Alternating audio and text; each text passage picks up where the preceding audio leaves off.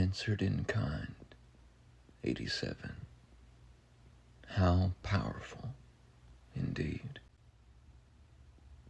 There are those who speak with breathless certitude about black magic, witchcraft, demons, hell, intoning these words with the gravity of cosmic catastrophe, as though the mere utterance of such terms should compel the soul to cower. And perhaps, if such things exist, they exist as possibilities within the vast hinterlands of human imagination, within that strange, elastic theater of mind wherein archetypes and anxieties take shape. But even if they are real, or real enough to frighten the unexamined mind, one must still inquire, are there not more auspicious things upon which to focus the sovereign attention? If one insists upon drawing a line of demarcation between black magic and witchcraft, one must then ask, does this imply that witchcraft itself is permissible? Yet, what exactly do we mean when we say witchcraft? If it is nothing more than the interfacing with unseen forces, then surely we all partake in such sorcery each hour of each day. For the most potent unseen forces any human contends with are the subtle atmospherics of emotion and the boundless architectonics of imagination, both employed relentlessly, often unconsciously, and with precious little reverence. Indeed, many handle their emotions as though they were trinkets, their imagination as though it were a disposable toy, and their words as though they bore no ontological weight. But observe yourself closely for a single day. Scrutinize the words you discharge into the air, and notice the instantaneous tremor in your emotional weather after each utterance, and you will discern the immense alchemical power of language. Words are not exhaled frivolities. They are instruments of creation, condensation points of meaning, carriers of psychic voltage. And then, consider the manifold varieties of human beings. The world is replete with temperaments you have not yet fathomed, and there will always be a stranger whose existence seems improbable until you meet them. There are people who cannot differentiate fear from hatred, or hatred from love. We insist that God is love, but then proclaim with equal passion what God hates. And yet, hatred is always founded on ignorance, as far as I have distinguished, at least. Shall we attribute ignorance to the infinite? Shall we venerate an unexamined deity assembled from the spare parts of inherited fear? If something cannot be questioned, then something is being concealed. Fixation alone can generate belief. The imagination, when held in one position long enough, begins to animate the object of focus with an almost eerie vitality. Where one directs attention, there one becomes. Many allow the dilapidated architecture of their fear to remain uninspected, and because of this negligence, their imagination blossoms into phantasmal adversaries, spectral constructs haunting the unillumined corridors of their psyche for years, even decades. They speak of peace and love, yet are animated by subterranean terror, They enthrone fear, not by fate, but by a tacit act of will, crowning it as their chosen deity. But fear is a paltry sovereign. It cannot rule without consent. And so, many proclaim divine peace through clenched teeth, profess love with shoulders tense and breath shallow. But these bodily confessions reveal the truth beneath the proclamation, a storm within. One cannot share a peace one does not possess. One cannot teach love while gesturing with fear. Let actions contradict belief, let words contradict intent, and what is one sharing, really? Witchcraft, whether affirmed or dismissed, has existed for millennia. What we call witchcraft stretches back through Mesopotamian antiquity, and if one includes the full spectrum of shamanic praxis, one finds its roots as far back as 10,000 years. Humanity has always engaged unseen realities. We have always devised rituals and movements to stabilize ourselves, to harmonize with the implicit order of being. To fear such things reflexively is to fear humanity itself. Yet, how vigorously some attempt to instill terror into others, and how astonishing that they do so while claiming allegiance to perfect love, which, as the proverb goes, casts out fear.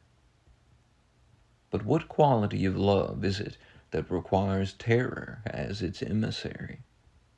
What equilibrium of spirit is possessed by one who weaponizes dread? We often seem oblivious to the beauty available to perception. We focus on the dim, lurid plumes of ignorance rising within the collective psyche because they are easy to see. Fear is cheap currency. Morbid fascination yields fast profit, but what use is such profit if one's interiority remains a haunted house filled with self-generated phantoms? Consider the name spoken from the burning bush. Ehye, Asher, Ehye. I am that I am. I become what I become. Where you place your attention, you become.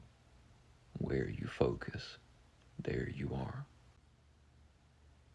There are those who, in their parochial certainty, insist that one must learn nothing from Hindus or from any tradition outside the narrow territory of their comfort. Yet, how can one learn from anything if one has bolted shut the doors of understanding? Many recite second-hand interpretations borrowed from those who themselves have no idea where their own interpretations originated. A cascade of borrowed dogma, a waterfall of unexamined claims, each one eroding the capacity for authentic understanding.